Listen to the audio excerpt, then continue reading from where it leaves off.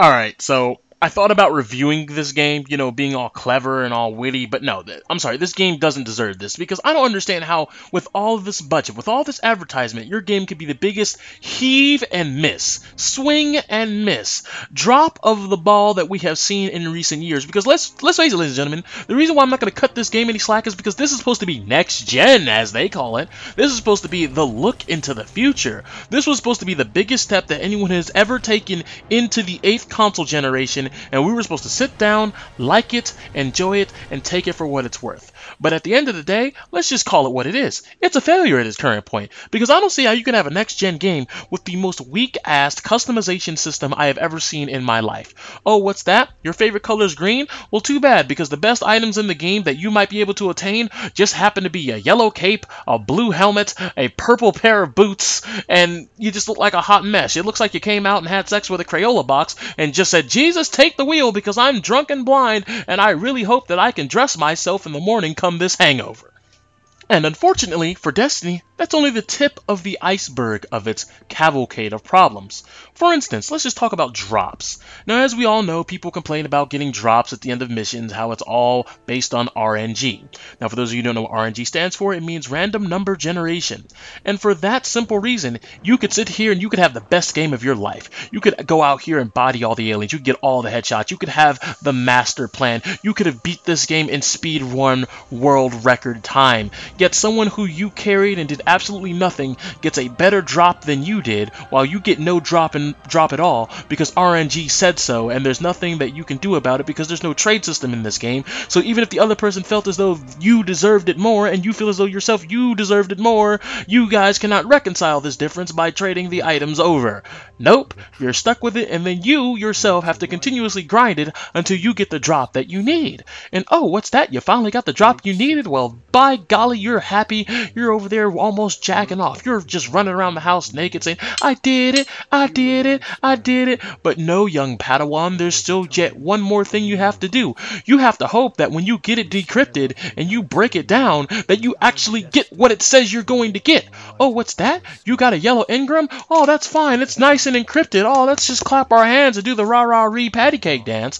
But then when you decrypt it, oh, what's that? It's a green. Have fun redoing all of that tedious work, all of those tedious missions, those raids, etc., so on and so forth, week in and week out, just hoping that you get that drop. Because, ladies and gentlemen, some of these raids are difficult enough to where if you don't have solidified, practical, drawn-out teamwork, you're not going to be able to get the job done. And, ladies and gentlemen, some of these teams, especially if there's no matchmaking system, matchmaking? How is there not a matchmaking system? Tell me how. Next gen? No matchmaking system? Yeah, okay. And you have to sit here and try to coordinate a team. Ladies and gentlemen, you may not be able to get a team but once a week. And there it is. You finally got your engram, but now you cannot find another team in time to get the drop that you so desperately want. It's a hot mess. Destiny in its current shape and form is a hot mess. And there's nothing that anyone can do to convince me otherwise.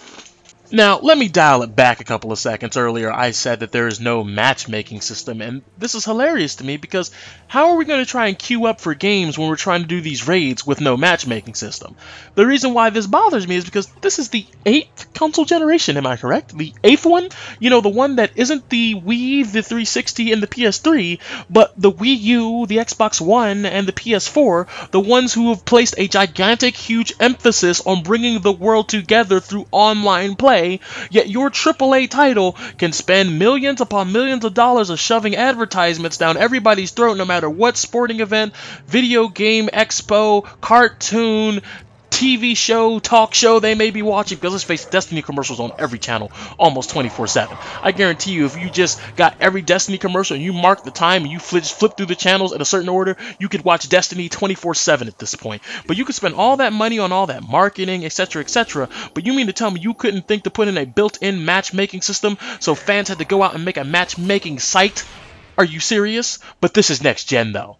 I'm just supposed to excuse that because it's next gen. And I know what you're thinking. Well, if you have friends, yes, if you have friends who were able to pony up and get a PS4 or Xbox One, and then you had enough of those friends who were actually able to get this game on day one. Because you have to remember, accessibility for a next-gen console isn't really as wide as you may think it is, or as broad as it possibly should be or could be. But the simple fact that there is no matchmaking system is a complete and utter dud, especially when it comes really hard to find good teams or people around your skill level to do these raids with. But, it's next gen, so I guess that's not really a valid complaint now, is it? But speaking of next gen, we have to talk about Destiny's way of doing next generation storytelling. Slowly releasing pieces of the story, slowly releasing tidbits of things that are supposed to come out and explain certain events and bridge certain gaps between expansion packs that you have to pay $40 for, bringing your total purchase price to anywhere between $100 to $130 depending on which version of the game you got, just to get the story of the game that you had already purchased. Which, to me, makes no goddamn bit of sense, but, next gen. I guess I'm not supposed to question that. I'm just supposed to roll with the punches that Bungie throws my way.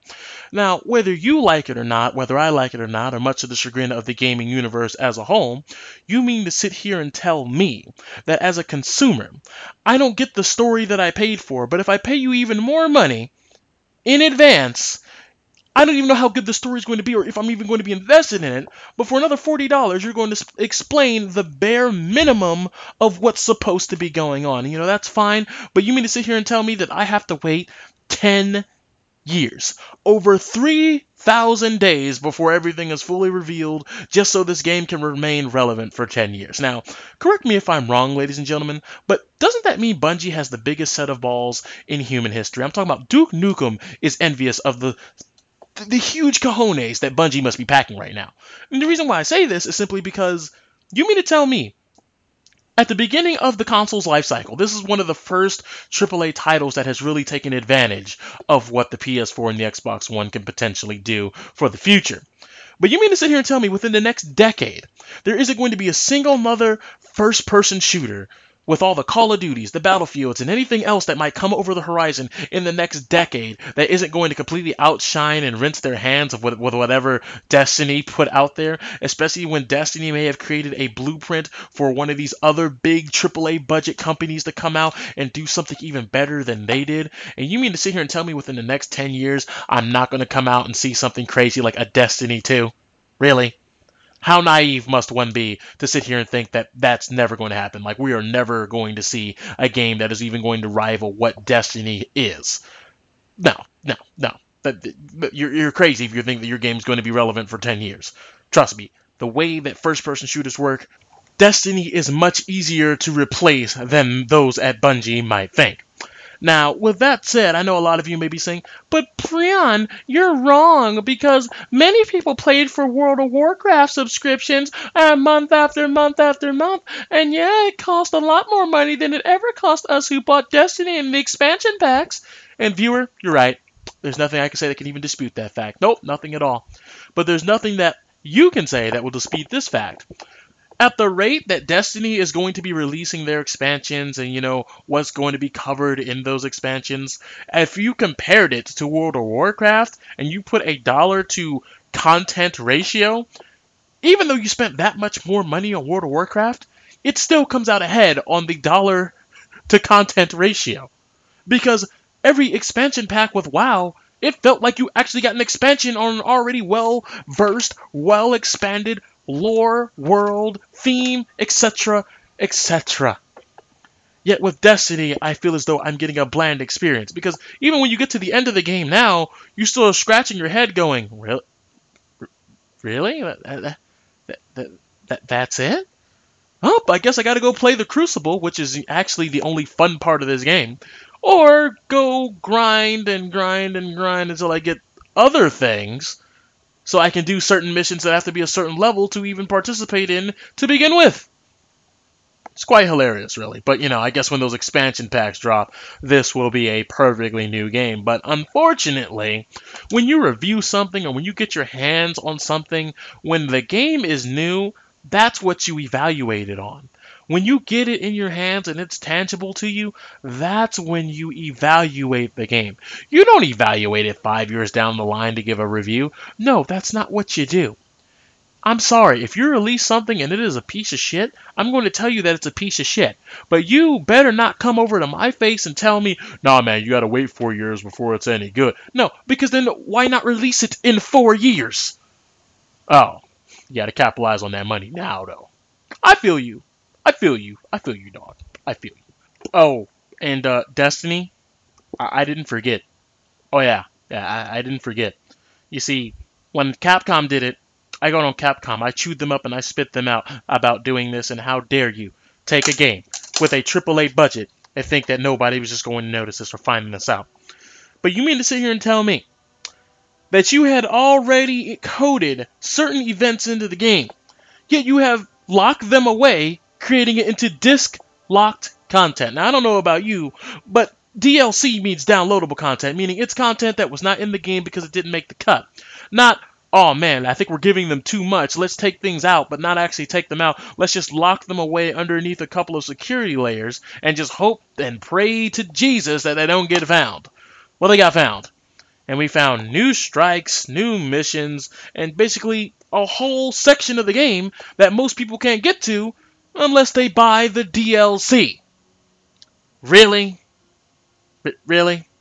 And I'm just supposed to be sitting on my hands here playing tiddlywinks with my own ass cheeks just because, my wallet has to open itself up and subject itself to being pillaged by the machine known as Bungie. Yeah. But with all these problems and all these blemishes, I'm sure there's going to be a couple of Destiny fans who are going to come in my comment section and say, you're wrong. This game is great. And this game is that. And you know what? I'm not going to dispute that with you. This game has all the potential in the world to be great.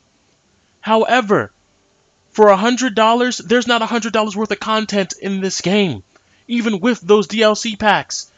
And without the DLC packs for $60, no, there isn't $60 worth of content in this game.